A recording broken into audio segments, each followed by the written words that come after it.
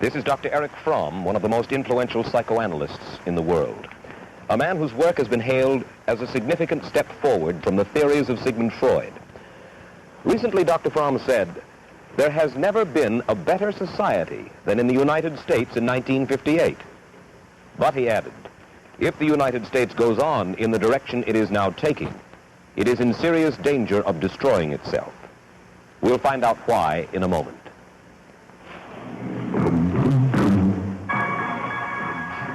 The Mike Wallace interview, presented by the American Broadcasting Company in association with the Fund for the Republic, brings you a special television series discussing the problems of survival and freedom in America.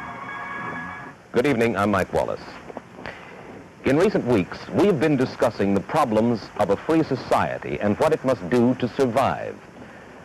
Tonight, we'll try to measure the impact of our free society on us as individuals, whether we're as happy as we like to think we are, or as free to think and to feel.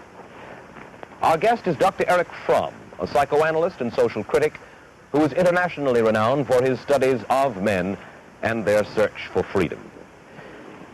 Dr. Fromm, first let me ask you this. From many different quarters, the United States, I think you will agree, has been criticized as a materialistic society, perhaps even a shallow society. Yet only recently you said this. You said there has never been a better society than in the United States in 1958. What do you mean by that? Well, I mean it, of course, in relative terms. The history of man so far is nothing to brag about from the standpoint of our ideals. And what I mean is that in comparison with most other societies, our present-day American society has achieved things which are remarkable. Material wealth greater than for any other nation, a relative freedom from oppression, a relative mobility, spreading of art, of music, of thought, which is also rather unique. So I would say compared with the 19th century, compared with most previous history, this is as good a better society than any which man has ever made. But that doesn't mean it is such a good one. Well, that's the point. At the same time, you make this apparently contradictory statement, because you also said earlier this week, if the United States goes on in the direction it is taking, it is in serious danger of destroying itself. Now, how? In what ways? Well, Mr. Wallace, I would say, if I would put it generally, because in our enthusiasm to dominate nature and to produce more material goods, we have transformed means into ends. We wanted to produce more in the 19th century and the 20th century, in order to give man the possibility for a more dignified human life. But actually what has happened is that production and consumption have ceased to be means and have become ends. And we are production crazy and consumption crazy.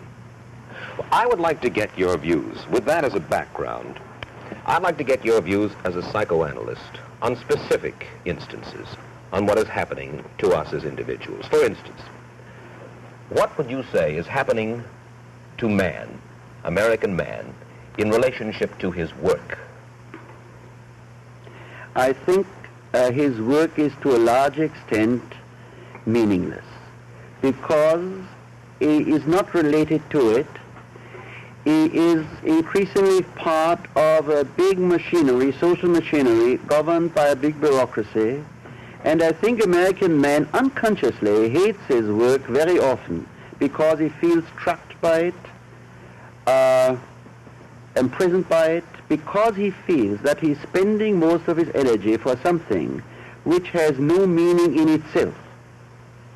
By meaning in itself, he uses his work to make a living. Certainly yes. That is dignified, sensible, and necessary. Yes, but that is not quite enough to make one happy if one spends 8 hours a day in something which in itself has no meaning and interest except that one gains money from it. Well, by meaning and interest in work, maybe I'm pressing this unnecessarily hard. What specifically do you mean? When a man works at a factory with a monkey wrench, let us say, what meaning, what deeper meaning are you looking for? Well, there is a creative pleasure which, for instance, the artisan in the Middle Ages or in a country like Mexico still today has, namely the pleasure of creating something. Now, you find quite a few skilled workers who still have that pleasure. maybe in a steel mill, maybe a worker who works with a complicated machine. He has a sense that he's creating something. But if you take a salesman who sells a useless commodity, he feels like a fraud and he hates his commodity like something. Mm-hmm. But you say a useless commodity. If he sells toothbrushes or automobiles, well, televisions? Useless is a relative term. For instance, if in order to make his quota, he has to make people buy things of which he knows they shouldn't buy them, then indeed, in terms of the needs of these people, they are useless, even if in themselves they are all right. In writing about men in America, you've talked frequently about what you call the marketing orientation. What do you mean by the marketing orientation, Dr. Fromm? I mean by that our main way of relating ourselves to others is like things relate themselves to things on the market. We want to exchange our own personality, or as one says sometimes, our personality package, for something. Now, this is not so true for the manual worker. The manual worker does not have to sell his personality. He doesn't have to sell his smile. But what you might call the symbol pushers, that is to say all the people who deal with figures, with paper, with men, who manipulate, to use a better or nicer word, manipulate men and signs and words. All those today have not only to sell their service, but in the bargain they have to sell their personality more or less. There are exceptions. So his sense of his own value must therefore depend upon what the market, in a sense, is willing to pay for him. Exactly. Just as a handbag which cannot be sold because there is not enough demand is economically speaking useless. And if the handbag could think, it would have a terrific inferiority feeling, because not having been bought, it would feel useless. So does a man who considers himself as a thing, and if he's not successful to sell himself, he feels he is a failure. All right, let's move to our social relationships, in our feelings toward our neighbors, toward our friends. What's happening to man in those spheres? Well, in the first place, I would say our social relationships are relatively shallow. We are actually afraid to be intimate with people. Many people even with their wives and husbands. And we substitute, or we rather hide this fear of real intimacy by a superficial kind of friendliness, which is quite nice, but nevertheless very shallow. But I think there is another answer to your question, which I should like to give.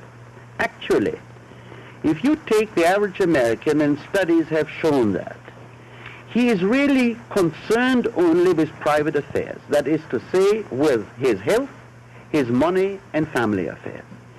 He is not concerned with his society. He talks about it.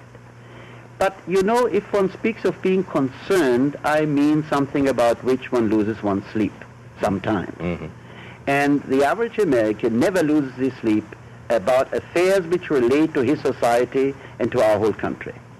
That is to say, I mean, he has separated his private life from his existence as a member of his society and leaves that to the specialists in the government to take care of.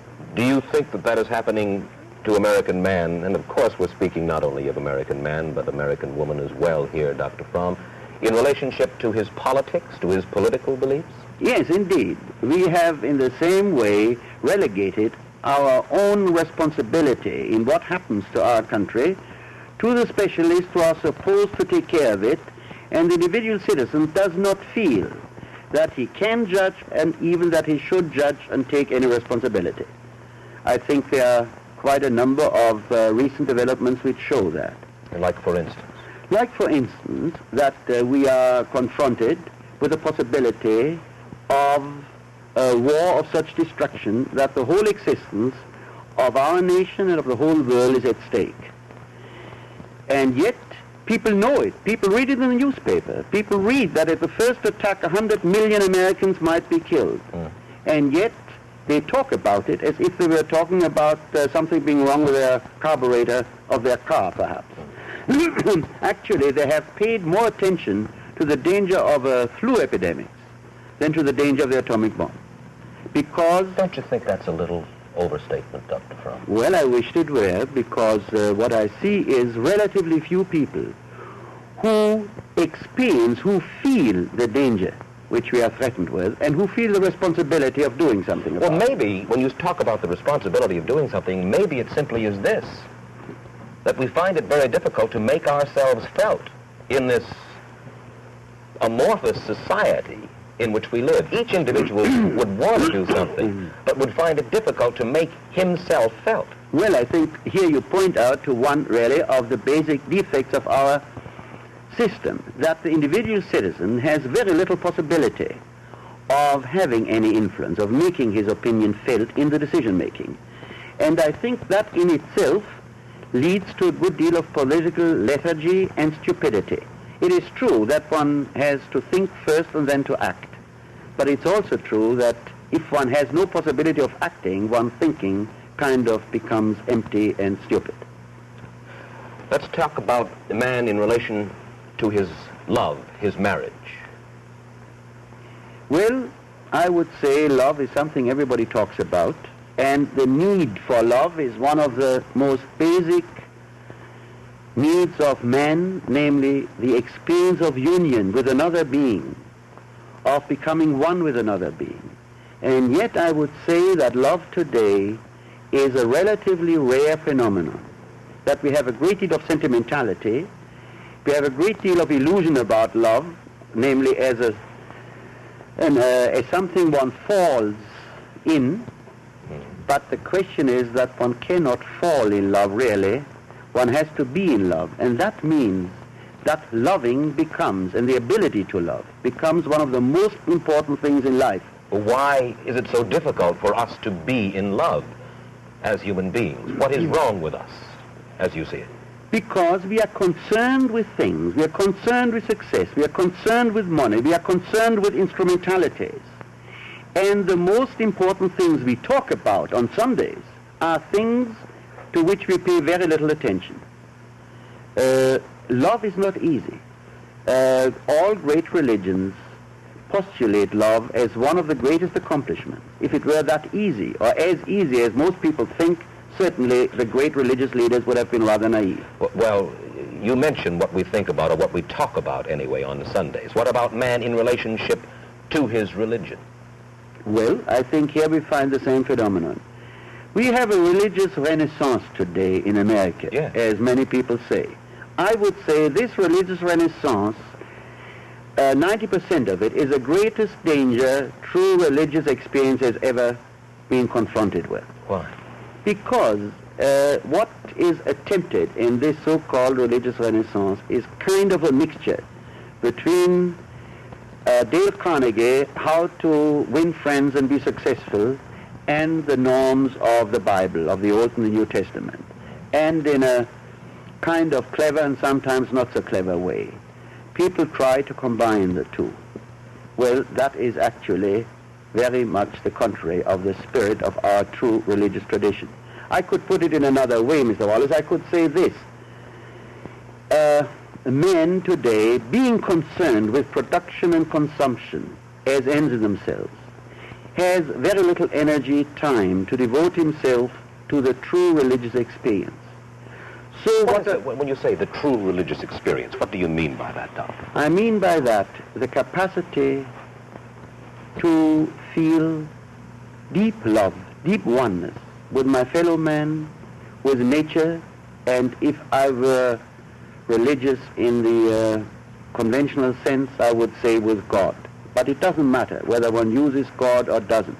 What matters is which experience a person has.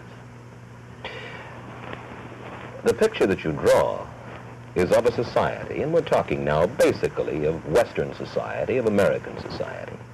The picture that you draw is a very dismal one. Now, one of our main concerns, let me differentiate.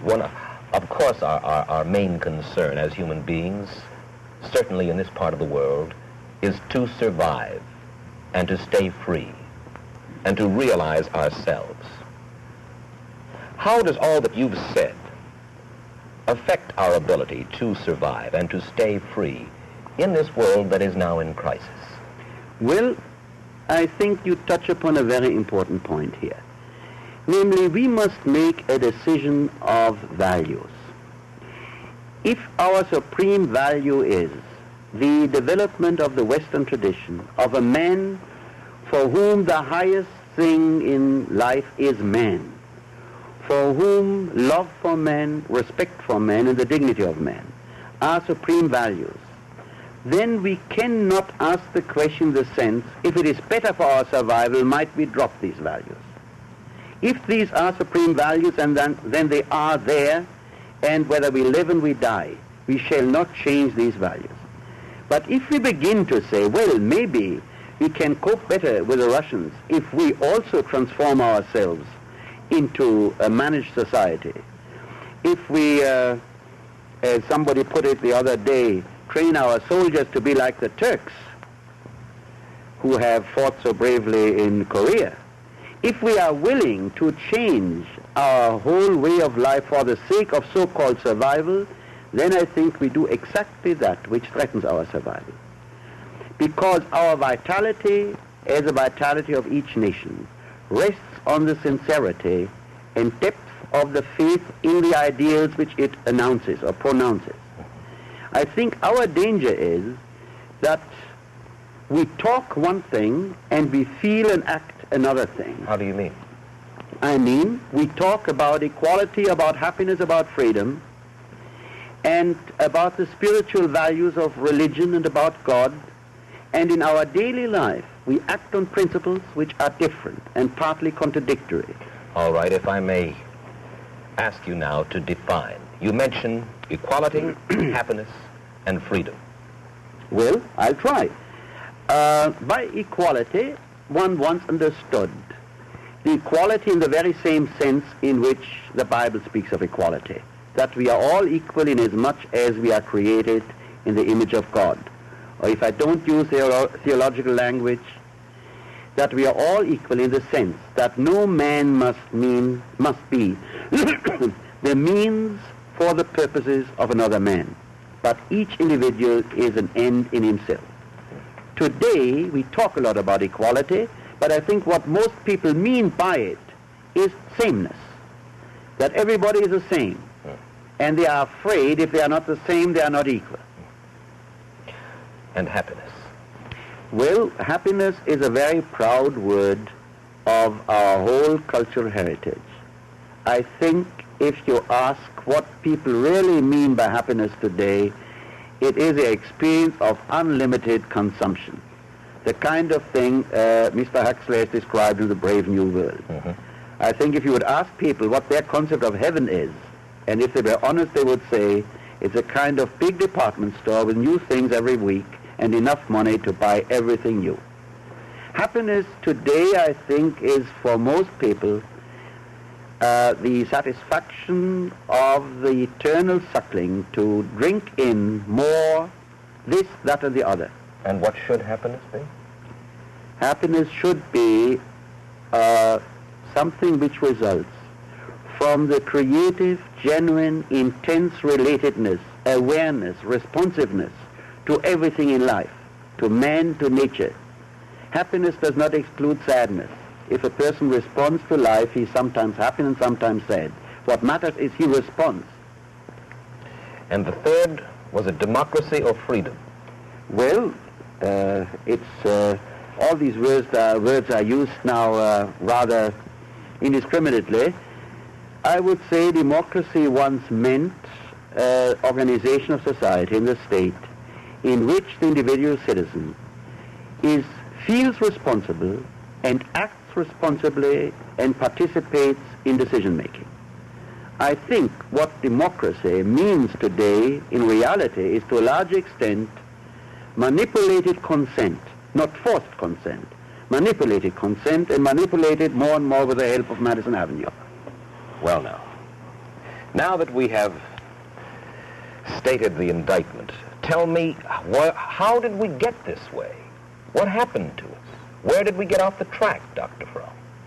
I think we got off the track, as many societies do, who follow successfully one aim and yet are not capable of seeing at what point the pursuit of this aim prevents them from following a more total aim. That is to say, they get into a blind alley. I think, to be specific, we got off the track when we concentrated more and more on production of things. Thereby, we created a split between intellect and emotion. Because in order to produce a modern technique, you have to use intellect. And we have created men who are very brilliant, who are very clever, but our emotional life has become impoverished. Are you talking about capitalism? Is that... Yes, I talk about capitalism, I talk about the industrial system as it has been created since 100, 200 years. Yes. Well, now, would you suggest another system which would better fortify man, which would better understand and help man to realize himself? Yes, indeed. I am a socialist. And, however, I have to add that what I understand by socialism is exactly the opposite of what many people, or most people today, mean by socialism. Explain. I understand by socialism a society in which the aim of production is not profit, but the use, in which the individual citizen participates responsibly in his work and in the whole social organization, and in which he is not a means who is employed by capital. But he's going to be employed by the state, is he not, Dr. Fromm? Yes. Are you not putting the individual in socialism at the disposal of the state? Doesn't it devalue the individual? Well, we must clarify one thing. Socialism, if the Russians claim they have socialism, this is just, I would say, a lie. They have no socialism at all. They have what I would call a state capitalism. Their system is the most reactionary, conservative system anywhere in Europe today, or in America for that matter. And actually, the ownership of industry by the state, that is not socialism. Actually, if you take a nationalized British industry, it is not different from Ford and General Motors as far as the realistic situation of the work in the factory. Well, then what is socialism? If that is not socialism, what is? Well, I would say it is, to be quite specific, I see socialism in the direction of management of an enterprise by all who work in the enterprise. I would consider a socialism a mixture of the minimum of centralization necessary for a modern industrial state and a maximum of decentralization. I would have to say this, Mr. Wallace. We are terribly imaginative as far as technique and science is concerned. As far as changes in social arrangements are concerned, we lack utterly in imagination. If we would... But Dr. Fromm, I keep thinking as you talk, we have been told that by certain persons that we have a creeping socialism now going on in the United States, and certainly it is a more socialistic country today than it was, let's say, 20 or 25 years ago. And yet, you yourself complain about bureaucracy. You yourself complain that the individual is losing his way in this state in which we live, and at the same time you call for more socialism. Aren't you just adding poison to the poison that is already being injected into our systems, if indeed socialism be poison? Yes, but what is, for me, socialism is exactly the opposite of a bureaucratically managed culture. We talk a great deal about Russia today, and I'm afraid that in 20 years, we and Russia will be more similar than different. Why? Because what is common to both societies is a development into a managed mass society with big bureaucracies, managing people. The Russians do it by force, we do it by persuasion. I appreciate the tremendous difference that we can express ideas without being afraid of being killed or imprisoned. But I think the Russians might do away with the terror in 20 or 30 years when they are richer and when they don't need these repressive methods so much. What we have in common is a mass man, a mass bureaucracy, and a manipulation of everyone to act smoothly, but with the illusion that he follows his own decisions and opinions. So far, I personally, if I may express an opinion, go with you. But I find it difficult to go with your solution.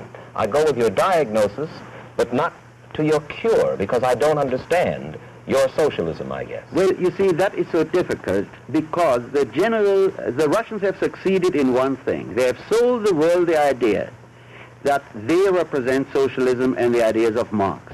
And we have done the greatest service to their propaganda by agreeing that that's what it is. I would need much more time to explain that socialism in the humanistic democratic sense in which Marx meant it and which I understand by it, is exactly the opposite of a managed society managed by big bureaucracy. How this could be done, how individual responsibility can be aroused, can be created, that is a matter of social organization which would lead us into detail. Where can those looking in tonight find out more about this? Well, I have tried in one book of mine to describe this. The Sane Society. The Sane Society. I want to mention that Marx shares something, if you don't mind the comparison, with the Old Testament. It's many people talk about him, but nobody has read him. And in fact, there are very important writings of Marx which are not even translated into English. So you suggest that we go to Dr. Erich Fromm and to Karl Marx? Well, not exactly. I would be in very good company, though. One final question, sir.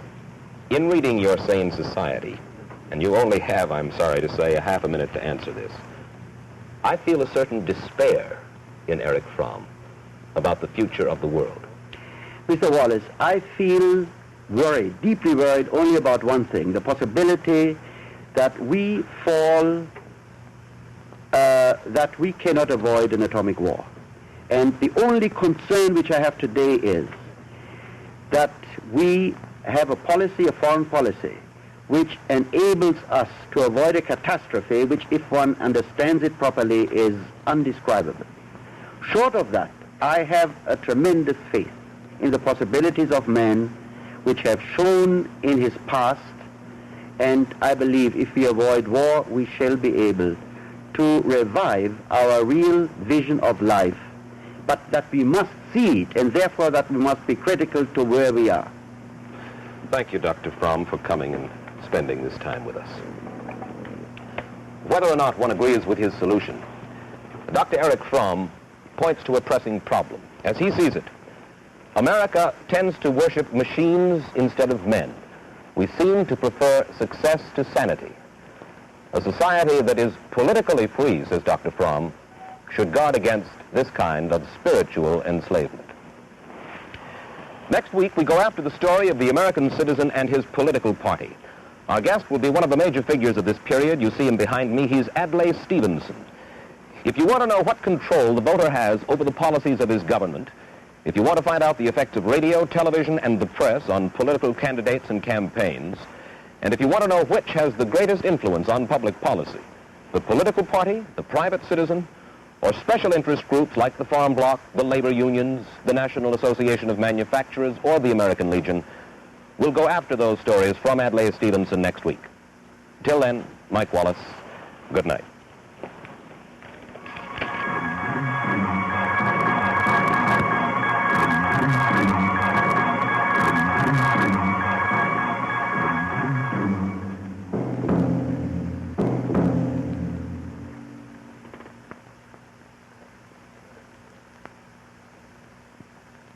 Beautiful music, colorful settings, and famous guest stars. Enjoy The Voice of Firestone, conducted by Howard Barlow, tomorrow night on ABC Television Network.